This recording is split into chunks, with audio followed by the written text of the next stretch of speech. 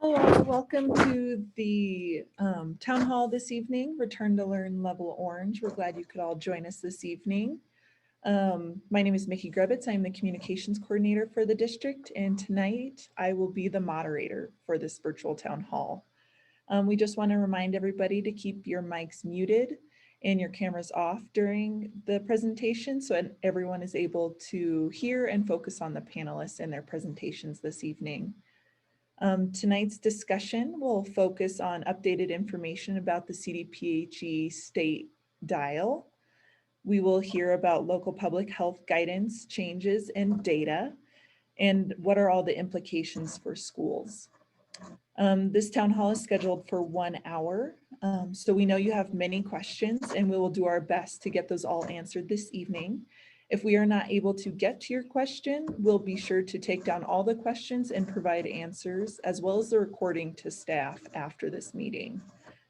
So if you have any questions, please submit them in the chat to me, Mickey. This evening, we will be hearing from our superintendent, Dr. Marion Smith Jr. We will also be hearing from Drew Adkins, our Chief Operations Officer, and Mary Kay Duray, our Chief Academics Officer. So let's get started with opening remarks from your superintendent, Dr. Marion Smith Jr.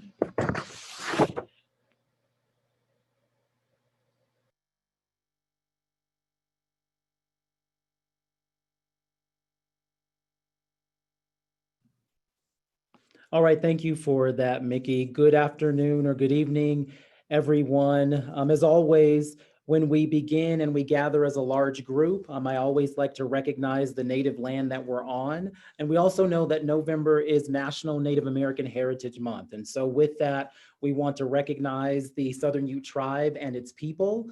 And one of the statements that I want to begin with is the concept of the danger of a single story. And we know that this year we've been focusing on telling our story of how we will navigate this global health pandemic. Is it one that we're going to look back on and say, although we had many challenges, we met those challenges, we stayed in a space of readiness, and we moved forward, or it was difficult, it was challenging, and we stayed in this space of uncertainty. And so with that, the first thing that I want to begin with is by recognizing that this week is American Education Week. And you know, what a year to be a part of public education, right? And I like to say that with staff, you all do the world's most important work. And that is creating the space and the conditions for all of our young scholars to thrive. And so as we continue to work as a team, to navigate the realities of learning, teaching, leading, and working during COVID-19, I want you to know that I recognize that there are not enough words to express how much I appreciate each and every member of our amazing staff. And so all I can say right now is thank you, thank you, thank you. I see you. I recognize all that you do to make a difference in the lives of our scholars and our families each day. And so one of the things that I wanted to spend a little bit of time, we can go to the next slide, is I offer an expression the expression is Kasidian Njeda. And so among the most accomplished and fabled tribes of Africa, no tribe was considered to have warriors more fearsome or more intelligent than the mighty Maasai warriors. And it is perhaps surprising then to learn that the traditional greeting that passed the Maasai warriors was this phrase, Kasidian Njeda. One would always say to one another, and it literally translates to, and how are the children? And so as we engage in week number 13 of being able to offer blended learning across our 9 schools, I have one question for all of you.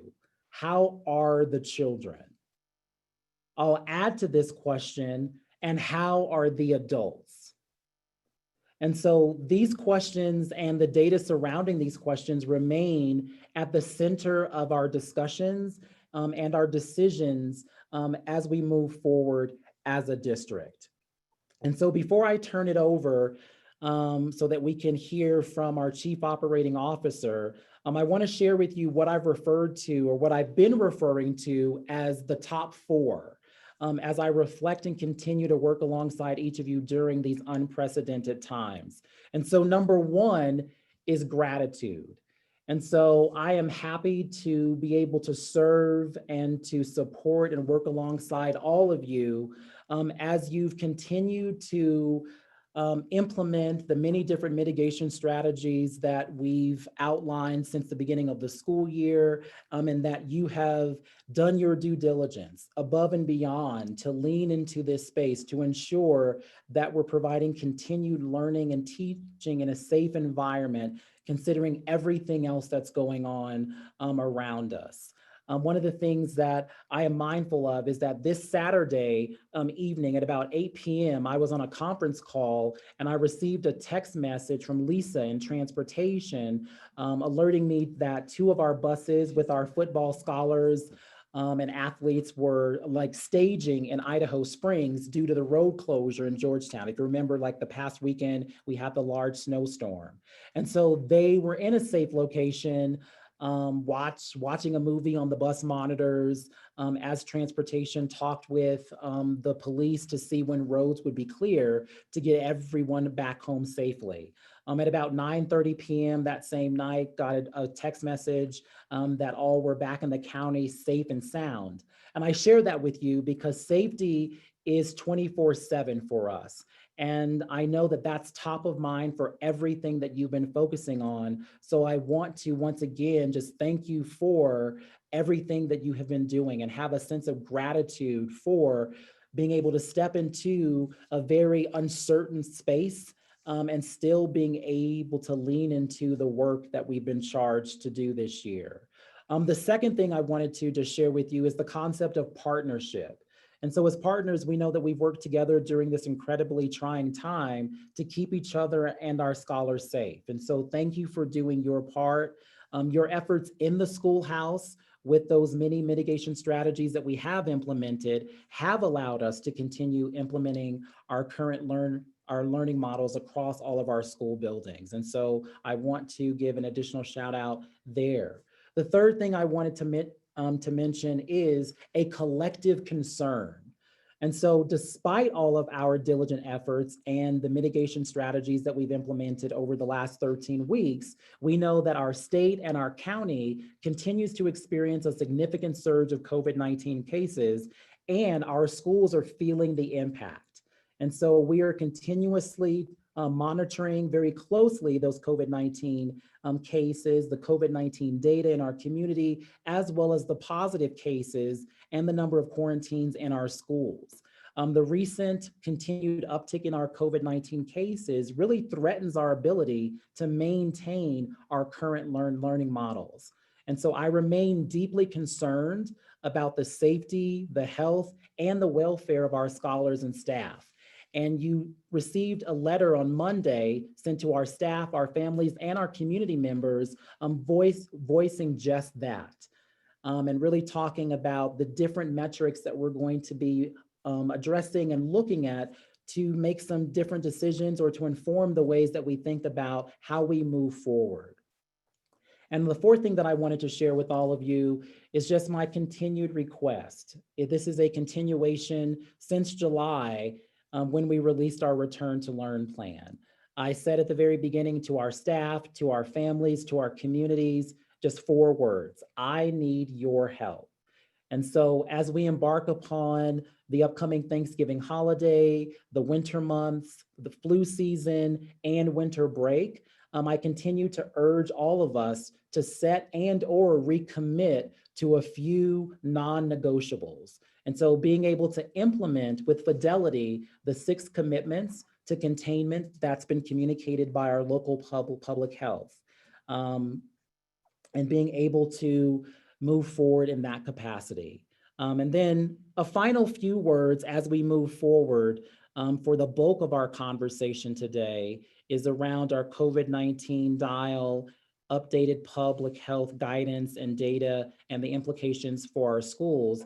I leave you with 4 final words that I want us to think about as we reflect on the last 13 weeks of being able to work together in this time of uncertainty. The first is sustainability.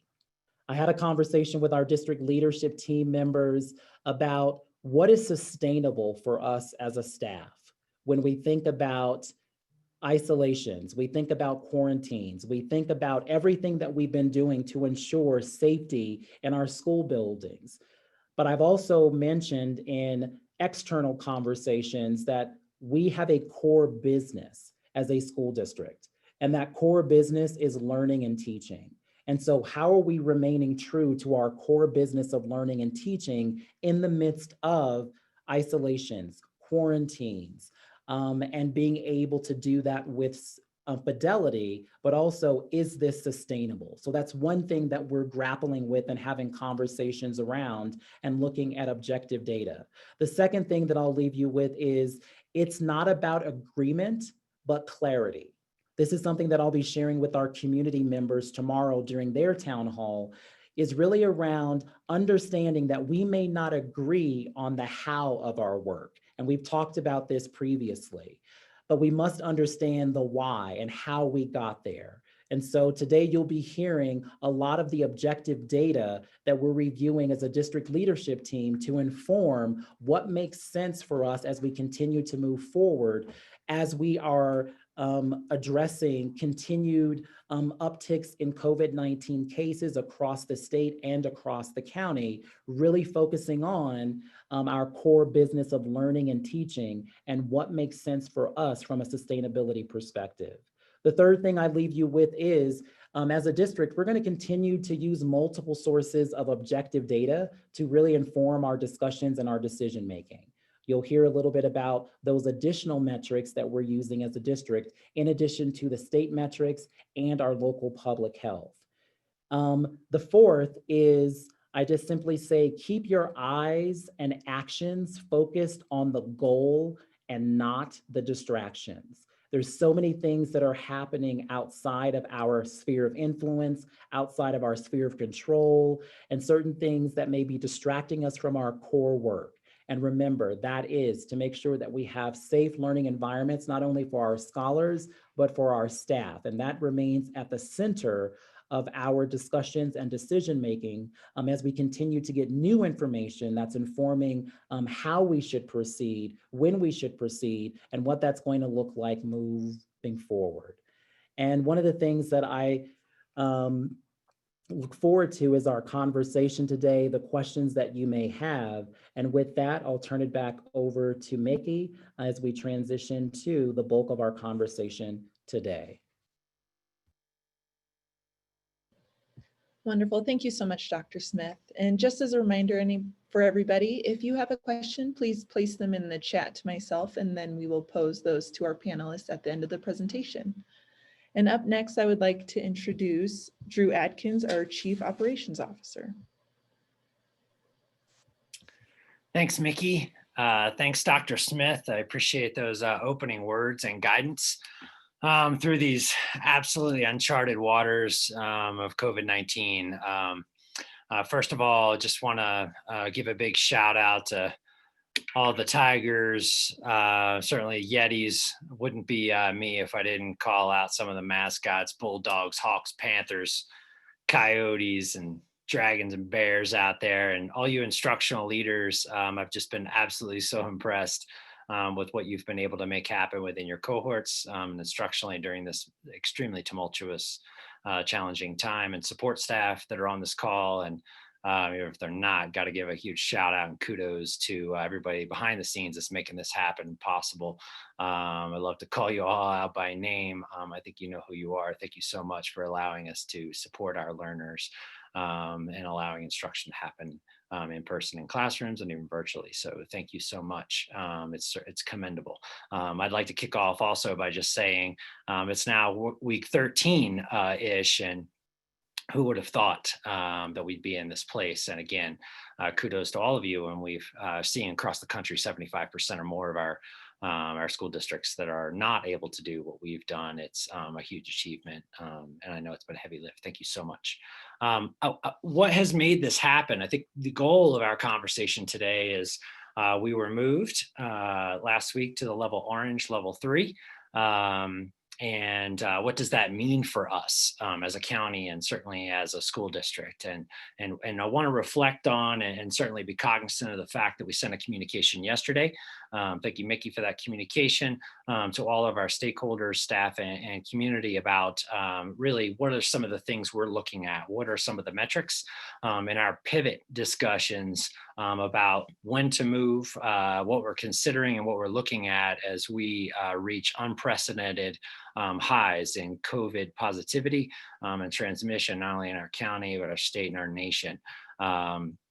So we'll be talking about that today, and we want to be very transparent about that. And we have a wonderful forum tonight with just our staff.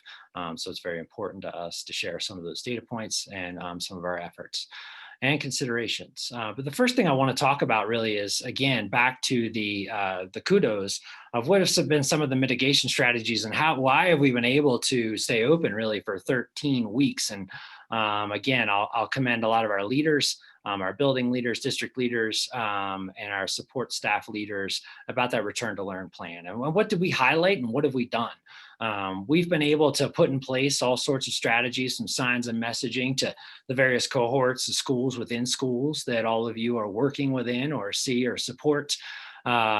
Entrance plans, screeners, you name it. None of these things, we hadn't done any of them before. These were all new attempts in really just a few short weeks. New building flows and access points to our schools, PPE and masks, gosh, sanitization, you name it. We've tried it and continue to. Distancing, cleaning protocols, deep clean Wednesdays, and with the support of certainly our awesome facilities and custodial staff, but also some of our community partners. Ventilation, again, we've been very fortunate to be able to invest some of our CARES Act dollars and community philanthropy into 3 layers of protection. You know, while it was warm, Woody was able to pour in a lot of that new fresh air. And as we speak, the facilities team is replacing our filtration with MERV 13s. We're almost complete with that work. And then recently, some of you a while back have all received some of those HEPA filters in your classrooms where we have students or multiple staff members in an area. That 3 layers of protection has been awesome for us. It has been a safe place, and we're appreciative again of those dollars and those efforts. Some of the things on the right there that are new, we've had a really just rock star of a team in COVID response, and our 4-member daily night and day weekend contact tracing team that works with public health night and day. I am so appreciative of all of them. They are absolutely just rock stars. Curative testing, pretty cool pilots going on right now. Thanks to Linda Duran and that crew last week at SBHC, and then moving to a school near you or that you're working in, here as weeks go by. We'll be able to do some testing in schools for our scholars and our staff. And obviously in one of the things we had is transportation was limited by our mitigation strategies, but we've been able to get those scholars that need that transportation to schools. We continue to update those lists and then really flexing when we've needed to call that time out of that pause. We've done it at different schools. And I know we have schools in that situation right now. I know that's hard. And then obviously many of you are trudging forward even when down a teacher or 2 or a staff member, and we know that's hard. But thank you. I just wanted to call out some of those strategies. A lot of those obviously are happening as a result of all of you on this call. So thank you. And again, congratulations on 13 weeks of this. It's unfortunate we're talking about some of these spikes at this time due to some behaviors in the rising tide of COVID. But I'd like to get into where are we now? So Mickey, if you hit that next slide, please. So where are we now? And most of you have seen this. This is an overlay of, our safer at home levels that we've had through CDPHE, from Protect Our Neighbors being the most beneficial, what we aspire to stay at home, the most restrictive level. And we are, as we said at the outset, moving into Safer 3. We have moved into that Safer 3.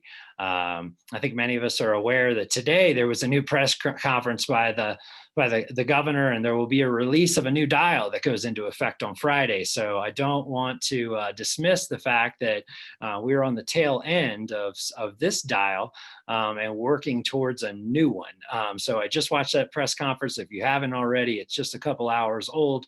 We are still trying to pivot to that and realign our metrics. But for this week, we certainly are still working within that, and some of these still hold true. So Mickey, if you want to go to the next one. The importance of that last slide was really to align our instructional models to what the state had outlined, to give us really a clear forecast of where we could be and what we could expect within different public health colors and or phases. And many of us saw this as well. And where would we be up top and in the orange in our schools? And it gives us a wide variety of latitude, in-person, hybrid, or remote. And one of the other dials, it describes it and it says hybrid or remote. So that's where we are, whether you talk about the 4-day hybrid at the elementary or our current setup at the secondary with the AB model. And in group sports, the public health and the co-curricular activities, football has a variance to complete their season. And then other than that, everything's outside in groups of 10 or less. And no competitions are inside at that point by public health order. So co-curriculars, where are we? That's been a common question. How about the next slide, Mickey, please? So positivity rates, and again, if many of us are tracking this, we're talking about over 15% positivity rates. We've gone as high as 20, and then down yesterday. I think we were at 15.2 and 17 or 8 and 17, 18.2. We've seen a variety of positivity rates as we floated through this. All those put us in the red level. Certainly when you're looking at the dial, we'll talk about that here in a second, when we're looking at 3 matrices, which are certainly positivity, instances, number, percentage positive, which is this, and then also individual instances of positivity, and then hospital beds. So if we want to go to the next one there, Mickey. One of your questions might be, as a staff member, well, Drew, we know where we are as a county. We see that on the dial, but where are we as a staff and student body on positivity? And when we look at where we are, we've had about 51 of the 13 weeks that we've been in session. The last 2 weeks, again, we just echo really and mirror what we're seeing in the community. We've had 51% of our positivity in the last couple of weeks. I'm going to pull up some data here, but also I think I want to note that, for a lot of us, we're wondering, and when we look at that, Drew, how many of those instances, have we had? I think, again, it is disconcerting. One of the things that we've really looked at was, a lot of these, our schools are safe places. We know that through the mitigation strategies. But what we want to know is transmission happening in schools? And when we see those outbreak communications from public health and SSD together, we know that we have had, Frisco Elementary, certainly there's been transmission there, Breckenridge Elementary, unfortunately, and these have been as of late. We didn't start out this pandemic with some of those numbers and instances occurring, but as of late, we are seeing some transmission in schools. Again, that is disconcerting to us. That's one of the things that we hang our hat on. That does not mean we're not doing a good job with mitigation strategies. It just means that there's an overwhelming, really, amount of COVID, as we know, spreading in our communities. When we look at the number overall, one of the things that I want to be able to speak to, and that is an ever-changing number that really is by the minute. When we look at staff and students, we're fluctuating around that 90 number. of number of positive cases, again, in staff and students in our total learning community since the outset of this pandemic. This next slide really talks about, you've seen this probably on the Summit County website. It talks about positivity, or testing rates. And we've been fortunate, and we really thank Public Health for the opportunities we've had in testing, and whether that's over on Granite Street with Vail Health, 3rd and Granite, or whether that's over at the Rec Center with CDPHE, or right here on School Road at the entrance to the middle school and central office. Through Centura. They're really doling out hundreds of tests each day. Yesterday, I think they did nearly 200 just here at the Centura site. So I wanted to put this up here. Again, I spoke to the opportunities to do the curative tests. So our goal as a county is to get more testing out there. We will have more of those testing opportunities in our schools as we move forward, to be able to identify individuals who may be asymptomatic, but also it will lower certainly our positivity rate. Next slide, please, Nikki. So many of us have been watching this, and this is the 2-week cumulative or 2-week average portion of the dial. It's been confusing because a couple of weeks ago, many of our staff members were saying, Drew, we're in stay at home. And really what this means is if we continue at this rate of positivity or cumulative incidence over a 2-week, that we would move to that level. As I said, as of a couple of hours ago, our dial has changed. So I'm speaking to a little bit of the history of what we've been working with since we started. But we know that we're in about week 5 of being pinned in the stay-at-home level. One of the metrics I'm going to be talking about later is what do we identify outside of CDPHE guidance to really pivot within Summit schools, and what are we watching to be able to move when it's prudent for us. And CDPHE, as many of you know, have talked about the fact that when you're in one of these areas for a 2-week time frame, then we'd be poised to pivot. So we were as a county, and then we were given an additional week of mitigation strategies. So after 3 weeks, we pivoted to 3. We didn't jump 2 levels, and now we're in our 2nd week being pinned to stay at home, but we are moving to a new dial. So that really complicates the situation exponentially. And certainly the overlay in the last hour or so is certainly one we want to continue to look at moving forward. Mickey, you want to pivot to the next one, please? Thanks.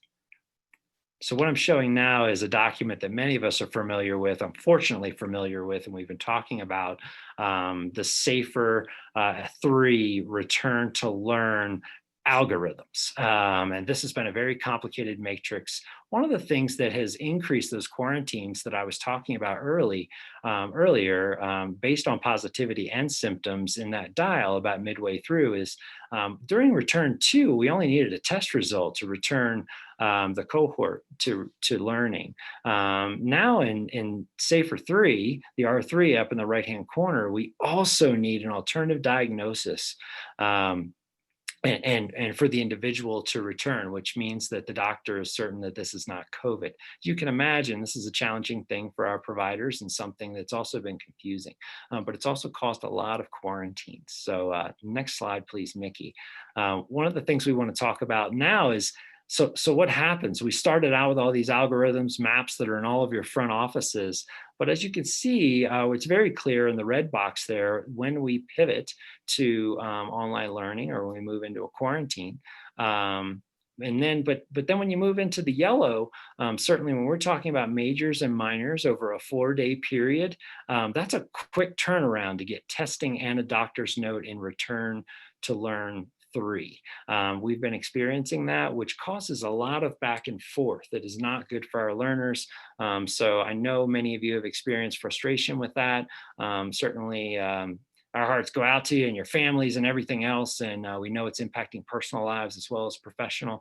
It's something we've communicated to Public Health that we've been frustrated with, because whether it's symptoms or whether it's positivity is clear on the red, symptoms on the right. We know that some of those turn into COVID, but we are experiencing a great deal of quarantines, and thus the next slide, Mickey, please. So again, you might ask, well, Drew, you talked about positivity in the last 2 weeks and the uptick. How has the uptick affected quarantines? Well, of the 13 weeks in the last 2 weeks, we've had about 35% of our quarantines occur really in the last, again, in the last 2 weeks. And we've had, probably as of today, this number's changed a little bit. Overall, we've had about, 67-ish quarantines overall, and then 5 outbreaks, and 2 of those being academic outbreaks. Next slide, please, Mickey.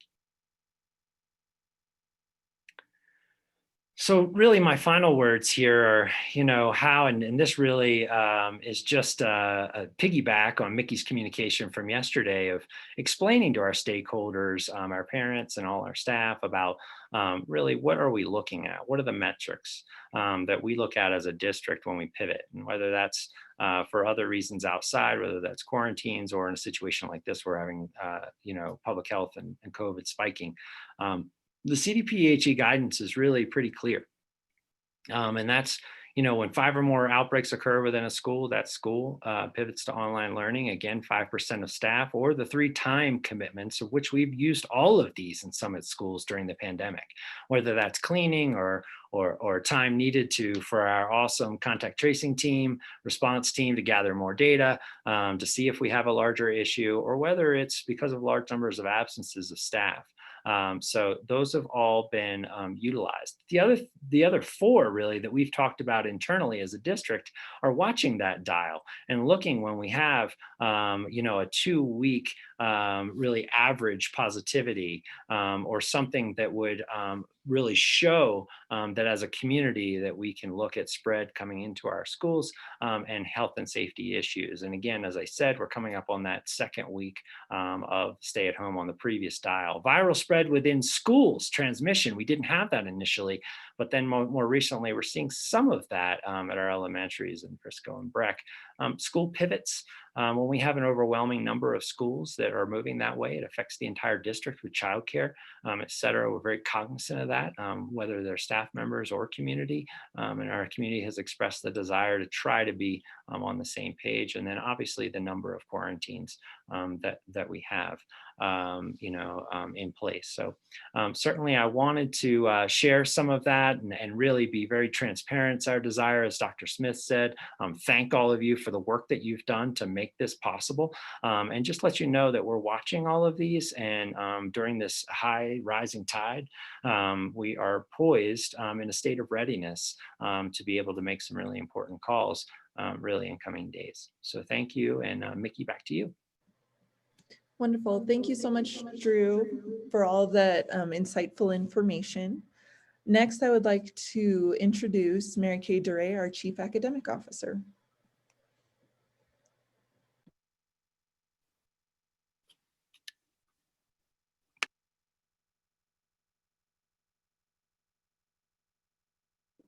All right, can you guys hear me? Okay, now I can see me. I've got 2 computers going, trying to run the slideshow and talk to everybody. So I'm going to try to make sure I do that correctly. So thanks, Dr. Smith, and thanks, Drew, for sharing all of that information. What you guys know and what you've been living is the teaching and learning aspect of things. So we just want to thank you for all of your hard work. Thank the principals, thank all the building leadership teams, all the teachers, and all of our support staff who have really made, like Drew and Dr. Smith talked about, our last 13 weeks work and support our children. So I wanted to go through a couple things that you guys already know because you've been living it. So since we started shutdown, we started to do our return to learn plan, and that was really having the planning of 3 different instructional models for the year. So as you guys know, that was in person, hybrid, and online. So I wanted to bring back that word that we said a lot last year during planning was nimble, and you guys have been that. We've been able to move between those 3 models, between pauses, between quarantines, and between welcoming scholars back into school. So we just know you guys have been doing a lot of that work. So we just wanted to say we've been doing this work since June, and you guys have been putting it into action. The other thing that we did is when we delayed school, big thanks to the I team, we knew that we needed some more time to prepare. We knew we needed time for teachers to plan and think about their lessons and think about what they need to do, even the physical setup of their classrooms. And then we went through, and I just listed right there, and you guys know because you lived them, was all the different professional development that I team put together of things that we thought were important to prepare us for this year. Another piece of preparation were some of our new technology platforms and supports. which these are just a few of them, but some of the big ones were Mobile Mind and making sure that we had that Google training for all of our Google platforms, Seesaw for K-5, Nearpod for the whole district, and News ELA for the whole district too. We knew as we started to do some planning in the summer that it was going to be important to make sure that we had technology support, so we were nimble in being able to go through all those different learning models that we knew we'd probably touch on this year. So like we said, we've been living in these 13 weeks of being prepared and that state of preparedness. Moving into this level orange has made us just make sure that we are prepared and that we're ready in case we'd spend any extra time online, or if there were any more 2-week pauses, or as more quarantines come up. So we've seen different schools, like Drew mentioned, the high school be on a 2-week pause. They did a great job of doing their ed camp while they were preparing and looking at that to make sure that they could share information between teachers. What were some things that were working well? What were some strategies? What were different things that they still needed to problem solve? We've seen some of our schools do surveys of parents and teachers and students to see how online learning's been going. So Level Orange has just made us make sure that we're really in that state of preparedness, that we've been able to be ready to go in case, as Drew talked about, the numbers continue to rise and we have to make a switch or a pivot. So we've asked principals, and you guys have probably been part of some of those conversations, to make sure we're prepared and ready in case we do any switching between levels. And so now principals are working with staff of if there'd be any special populations that we'd try to help support. Those students from those following categories could be students on IEPs, NEPs, and then some of our preschool students. So we're working with if there'd be any in-person learning opportunities, if there was more online learning for those different student groups. The other big thing that we know is very important is our mental health support. So big shout out to Ellen Clark and to the school counselors and the school psychologists and all of our mental health team. They're working on some goals for in case there was any kind of shift in our instruction. What would those goals for mental health be? And some of those are provide in-person mental health support when safe, support student engagement with school to foster opportunities for students to connect and reduce isolation, and support families and communities with ways in which they can support their children and increase safety. So another thing too, there's been some training opportunities. The middle school and the high school mental health team are doing some virtual home visit training, and people have just, as we've been going through, making sure that they're broadening that toolbox of support for our mental health and also for our staff. And another big thing of being open for 13 weeks,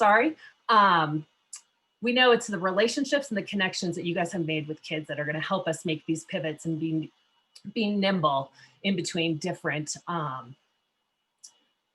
different learning models. And Mickey, that's all for me in teaching and learning. Wonderful. Thank you so much, Mary Kay. We really appreciate it. So now let's go ahead and answer some questions. Okay. Sorry, we'll turn over to Dr. Smith for next steps for this process.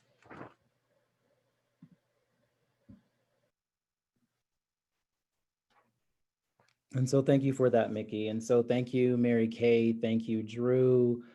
Thank you once again to all staff members who have leaned into this space for the last 13 weeks. And so a few next steps. We're going to, what's not listed on our slide here is we have a families and communities virtual town hall tomorrow, where we'll be engaging in this same type of conversation. On Thursday, November 19th, we have a Board of Education meeting where all of our board members will be brought up to speed as to some of the updated information. As you heard Drew mention, as we're talking today, there's been a change to the COVID-19 dial. And so we're going to be looking at some updated information in relationship to our local public health, as well as the additional district data points that we're going to be using. On the letter that was sent out on Monday, we communicated to all of you, staff and our families, and even our community partners that we will communicate any additional information by Monday of November 23rd. One of the things that I want to be very clear about is as you've experienced since July, this is ever-changing information. And so sometimes we've experienced where we've had a conversation with different staff members in the early AM, and by mid-afternoon or late evening, the information has changed. That's how fluid this has been. And as Mary Kay and Drew have pointed out, you have leaned into this space. You have positioned yourselves to be in a space of readiness, regardless of what has been presented to you. And so we cannot thank you enough, because we know that none of us have navigated this before. So all we can ask of you and all we ask of ourselves is to stand in that space of readiness, whether we are online, whether we are blended, whether we are full remote, whether we are full in person. When we have opportunities to do that, we know that we've been engaging in these conversations in preparedness to be in that space. Two final things that I wanted to share with you before our questions. And so I'll give to you just some data points here. Drew alluded to these, but I wanted to be very specific. And so this is as of today. So 21% of our scholars are currently in quarantine due to our public health guidance. We know that there's a lot of different reasons that we go into quarantine out of an abundance of caution. Quarantine doesn't necessarily mean that there is a COVID positive case. It just simply means that you may have been in contact. We must get a test, and we follow through with all of our public health guidance there. So once again, 21% of our scholars are currently in some form of quarantine due to our stringent focus on safety and health out of that abundance of caution. The second data point is that 15% of our staff is in quarantine because of us following that abundance of caution, ensuring that we keep safety at the forefront of our mind. The last data point that I'll share as of today is 80% of our quarantines in just the past 2 weeks have been in our elementary schools. And of that, 58% of our overall quarantines are in our elementary schools. And so I share that information with you not to create hysteria, not for us to say, oh, well, this is overwhelming information. It is just to simply be straightforward and to present the objective, quantitative information. And so if you go back to what I said at the very beginning, it's about sustainability for us. Once again, I have the responsibility to make a decision and to engage in conversations and to create the best conditions for over 500 staff members and over 3,500 scholars. And so that has been at the forefront of my mind and in the discussions that I've been having with district leadership team members, with our A team members, with others in our community. And I will say this to you, as I will say this to our families and our communities during our conversation tomorrow, is Drew outlined the many mitigation strategies that we focused on over the last 13 weeks. There's 10 or more of those that we have implemented to meet the request of our community. And that was when I first got here in July, we are advocating and championing for in-person instruction. We talked about the challenges that would present to us as a school district based on what we thought we knew about COVID-19 and what we continue to learn about COVID-19. And we said we're going to implement these mitigation strategies, work with staff to be able to focus on safety and health. And over the last 13 weeks, we've been able to deliver.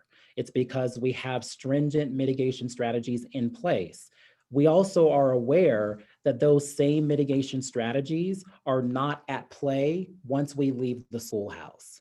And so we see our numbers rising. And while it may be safe in the schoolhouse, it's because we are very deliberate and intentional in what we're doing to ensure that safety. And the conversation that I'll be having with our families and communities is once again imploring, asking them for their help to ensure that when our scholars leave our schoolhouse, that when they're at home, when they're out in the public, when they're outside of our sphere of influence, that the same types of mitigation strategies are in place so that we can ensure that we're able to offer our in-person instruction. And so that's one of the things that I'm going to talk directly to our families about. And a more direct way of saying that is, as staff, we have kept our end of the contract. And so thank you. We have leaned into what we said we were going to do to ensure in-person instruction. And we have bent over backwards. We have done so many things, and I'm so eternally grateful because, as Drew pointed out, 75% of our school districts across the country have not stepped foot into their schools since March of 2020. And so what we have been able to do is a testament to our commitment to our community, our commitment to ourselves, and our commitment to our families around providing in-person instruction. The opposite side of that, and I will say this directly to our community members, and I shared with you a little bit earlier, that for me, it's never about agreement. It's about clarity, that we're clear about this, that our collective community, because there aren't the same amount of mitigation strategies that are being implemented outside of the schoolhouse as there are inside of the schoolhouse, may not have kept their end of our contract. And so that's the heavy conversation that we're going to have tomorrow, because we understand that in-person instruction, nothing beats that. But I'm also mindful of sustainability, of what it looks like for our business of learning and teaching to go in different quarantines. We're out this week, we're back in this week, we can't do this, here's what we're doing here, you missed 3 days here. And so that's not sustainable. And I want to be very clear with you that that's one of the things that's top of mind for me, top of mind for our district leadership team, and the other data points that we're considering as we think about how do we now continue to create the conditions for us to be able to do our work. Our core work is learning and teaching as we're entering Thanksgiving holiday, the flu season, winter vacation. And so know that we are listening, we hear you, and that's the conversation that I'll be having with our larger community around how they can continue to support and help us do exactly what they've asked of us, which was to keep our schools open and to provide in-person instruction. But I'm also mindful of the hard data that we have that we're going to be looking at to determine what makes sense for us moving forward. Mickey, I'll turn it back over to you. Wonderful. Thank you so much, Dr. Smith. And then for that family town hall tomorrow, I think it'll be a great opportunity to express that to our families as well. So let's move into questions. So far in the chat, there are quite a few questions about the move to level red on the CDPHE dial. So just so everyone knows, the new CDPHE dial was released today in a press conference by Governor Polis. And so that new dial, they've changed all the levels to colors, and they've gotten rid of the safer at home and then the stay at home verbiage on that dial. So the new changes, they've added a level purple to the end of it. And so within the last half an hour or so, the state has released information that Summit County will move to level red on the updated dial starting on Friday, the 20th. So since this information was released today, we don't have all the data in order to move forward with any decisions based on this specific dial. Public health still needs to also look through the information and release that information to schools. So I apologize, we're not able to answer all the questions about what does this dial mean and our move to red, because we don't have the metrics from Summit County Public Health yet. And I don't know if they have all the information from state public health yet. So as we move through these, Drew, this question is for you. Can you give us an update on HEPA filters?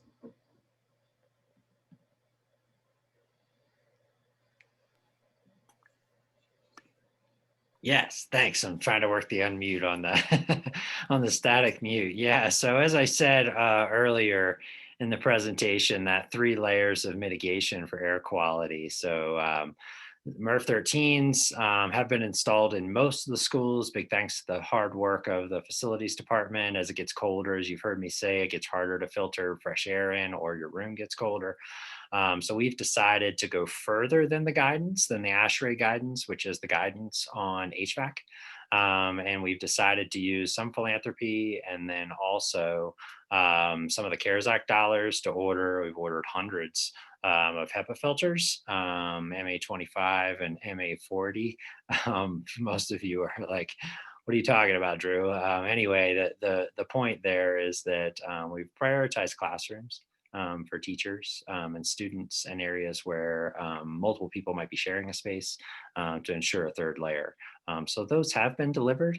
We do have some extra in reserve if we miss some.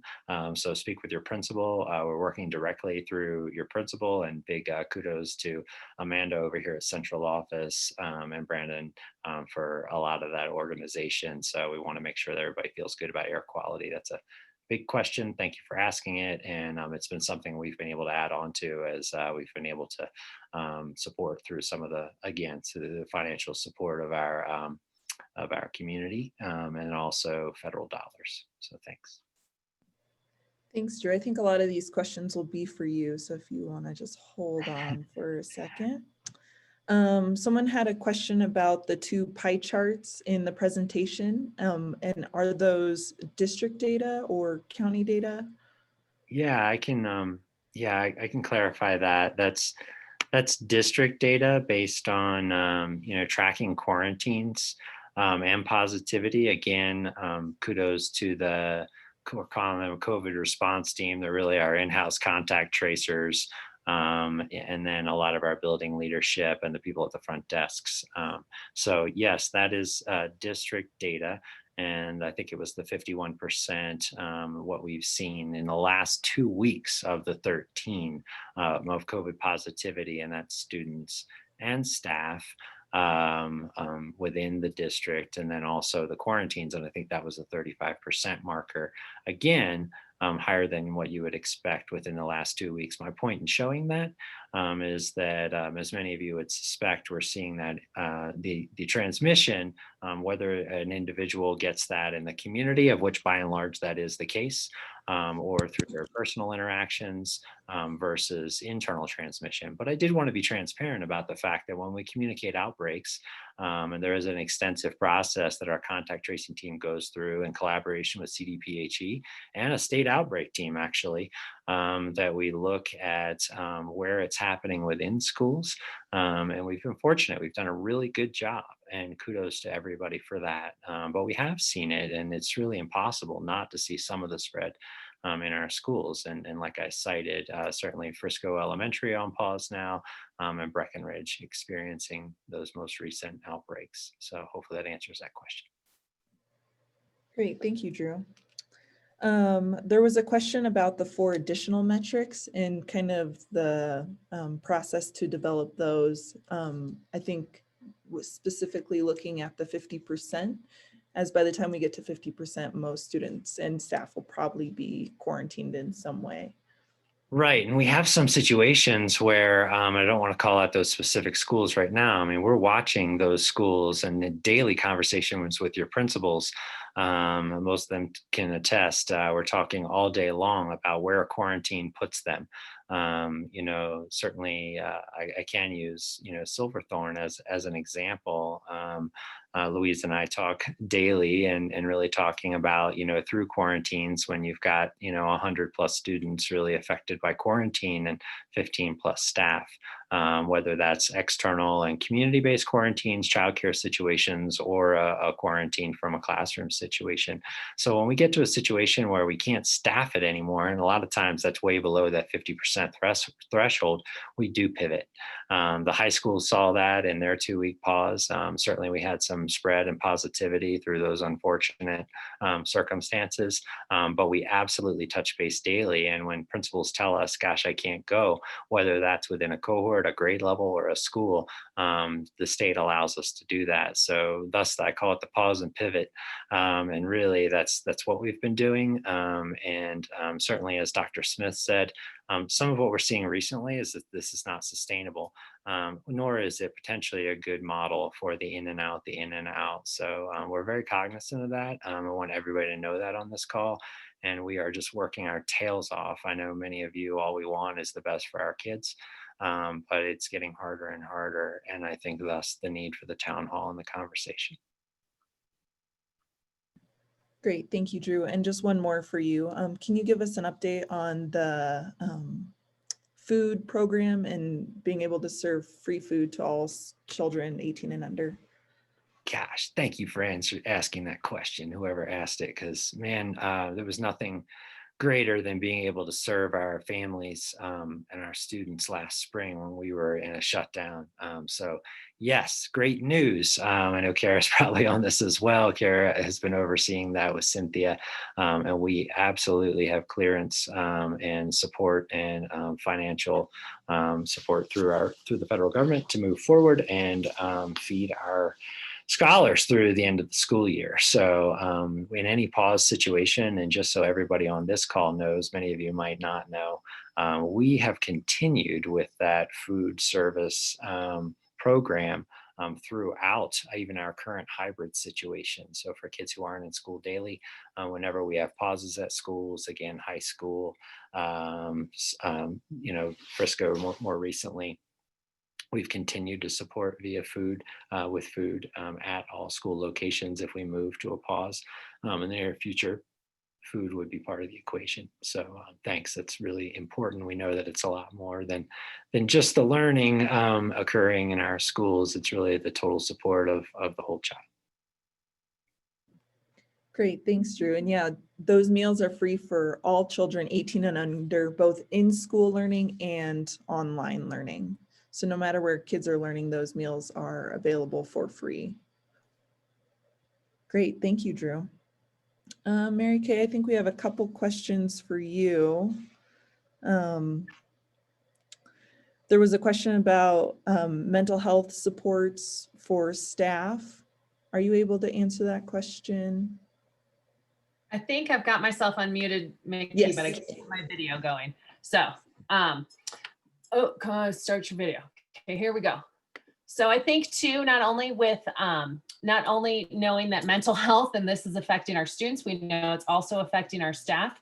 So we know that staff wellness has been a big piece that HR and also the mental health staff across the district is trying to make plans and trying to make sure that we support our staff too, whether that's with some wellness tips and tricks, make sure it takes some time out, take some time for yourself, but that will definitely be something that I'll bring back to Ellen and her team to make sure not only do we have those good plans for students, but we also have them for staff too, as to how we can help our staff take care of themselves. And as Drew said, uncharted times, and just, it's hard. It is hard for all of us, and everybody's working so hard. And not only are you working hard, but you're worried about lots of things. So we know that that's difficult and that people are juggling a lot of things right now. Yeah, and a lot of Elizabeth Edgar sent out some resources just a week or two ago. So with our partnerships with Building Hope, they are offering Tuesday mental health chats with staff, as well as we have our district EAPs, and Building Hope also has scholarships to continue to help with alleviating that financial burden. So we'll get some more information out to staff this week about all those We other can opportunities. make sure we put that together. Yeah, we can make sure we put that in After the Bell or something else so that people have that in one easy place. Great, thank you.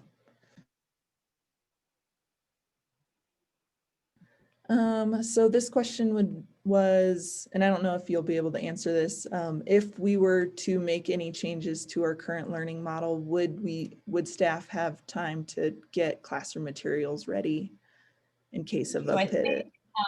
This is why we've been kind of stirring this conversation now. So whether that's PLC time, whether that's other time, to make sure that staff can just start mentally preparing and maybe even preparing some of those lessons. As we know, we've talked before, our instructional minutes are very tight. CDE has not given us any leeway on those this year. And we know with the delayed start that we used some of our buffers to do that delayed start and to do a lot of that PD. So hopefully principals are working with and supporting staff right now to be able to do some of that time if we'd move to a pivot and being able to have those conversations at buildings. And just so all staff knows on this conversation, no decisions have been made to change from our current blended learning model.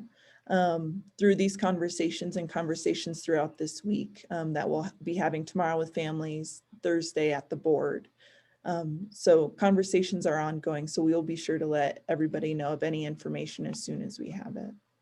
Yeah, I think that's a great reminder, Mickey. I think just this level orange move that we made this past week has made all of us just make sure, as Dr. Smith calls it, that we're in that state of preparedness and that we are making sure, and whether it's a quarantine or a 2-week pause, I mean, we know our staff is having to switch and do some switches all the time. So making sure that we're prepared for any and all of those options is important. Great, thanks, MK. So we'll take one more question. So this last question we have is, how are we addressing the digital divide and internet access for some of our families? I'm sure Drew can answer this a lot better than I can. Drew, are you able to come back on and answer about Drew can internet access? Yeah, I know he's already asked schools to identify those families who are struggling with internet and to be able to make sure that we have students who are struggling. And then Drew, I'll let you talk about T-Mobile, but we've had some great BGV Gives has given us $21,000. Is that the right amount? To be able to support some of our families who would need I'm not going to call them the right thing, Drew, hotspots for helping internet families who are lacking internet at home. And I'll let you finish up. Yeah, smart spots, close. It was good. Hotspots, you can smart spots through T-Mobile's project. 10 million. I can't get that out of my head, so that's what I call them now. Yeah, this has been a priority for us since last spring. Obviously, we extend Wi-Fi to schools in a pause. They're that way now to parking lots. We have the Wi-Fi buses. Obviously, while we're transporting students, we can't utilize those buses also simultaneously as hotspots. Really, we've just put long range hotspots that go 1.5 city blocks in those buses. Many of you have heard me talk about that. That was last spring. We've added a few more buses since then through community monies and philanthropy, but also through through T-Mobile's project, as a collaboration with the state of Colorado, we've been able to acquire, they have been shipped last week, but we have not received them, opportunities for our scholars intended for free and reduced students to receive these smart spots. And just clarity around that for a lot of our principals have been doing great work identifying with you classroom teachers about who those students are who are struggling with that. These are intended really to bridge the gap, the homework gap initially, but they're seeing that we also have, obviously in a remote situation, more than homework. We've loaded those with unlimited data. Really, that they are not free anymore. We had to put about $20,000 into that. So we're able to do that. We're not sure of the T-Mobile coverage. We have received a map. It looks like it'll support our scholars. One of the things to note and make sure, and Amanda's checking in with all of your schools, is the fact that these are not miracle hotspots. They only work just like your phone would as a hotspot. So you have to have that tower of connectivity. So for our scholars that don't have that at home, meaning they live outside of the range of a tower, these hotspots aren't going to work. Really, satellite is the only thing that's going to do that. So spotty internet, it's not a cure for that, but it is certainly going to be helpful for those individuals who can't afford it. But I'm happy about that. That is also a wonderful mitigation strategy and support, whether inside or out of school. Great, thank you so much, Drew, for all that information. So thank you everybody for joining this evening. We really appreciate your attendance tonight. Again, all answers to these questions that are submitted in the chat will be shared directly with staff, as well as the recording and the presentation. So if you have any remaining questions, go ahead and add those into the chat now, and we'll make sure all of those get answered and shared out to all of you. Again, the new CDPHE dial was released today in a press conference at noon, and then just about within the last hour, we've been notified that Summit County is being moved to the level red. So we are still working through all the information with that, as we have not received all the information from public health. Our local public health hasn't released the additional restrictions which come along with that move to level red. So please be patient with us. We're working on it right now. We'll release it as soon as we have any information. Again, we will communicate any additional information by Monday, November 23rd. So please stay tuned. And then we also want to invite you again to our board meeting on Thursday at 5 p.m. And I believe we'll be talking more about this information as well as public health. I hope will be joining us there. So thank you all again and have a wonderful evening.